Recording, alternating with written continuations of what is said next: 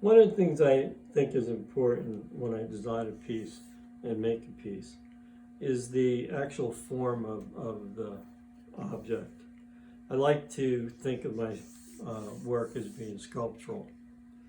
With that being said, to me, if the parts don't really match each other, if they don't look like they belong together, I think it detracts from the furniture itself.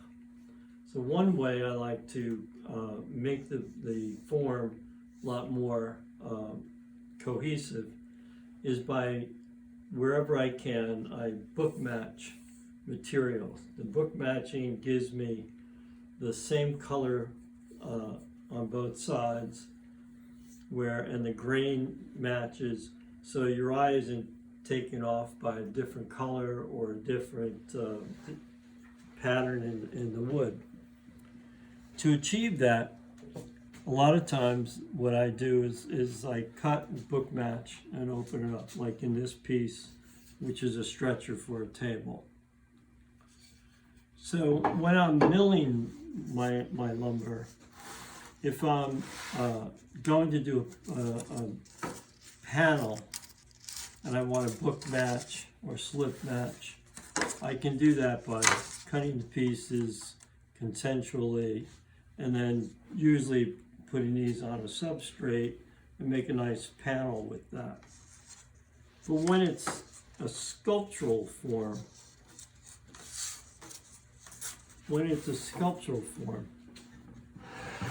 the part should be a lot thicker. So by seeing this in this piece of wood, I decided I'd like to save it and air dry it and keep the parts together. So what I tried to do is, if I have thin pieces, they're going to dry pretty quickly. But if I have a thick piece and I want to open it up and these pieces are going to be thick, if I leave it together, it's going to take longer to dry. If I cut it apart, I could lose one piece to the other, so I wouldn't be able to keep them together. So one way is what violin makers often have when they buy fiddleback material. They buy it and it could be 10 years old or 20 years old or 30 years old. And the way they keep the fiddleback pieces together is they cut it almost all the way through, but they leave a little bit in the middle. Now that will allow the piece to dry out from the inside out and from the outside in. And it keeps these two halves together. So what I do is I commonly date when I set this up, and I kind of know when I can use it, as soon as I can use it.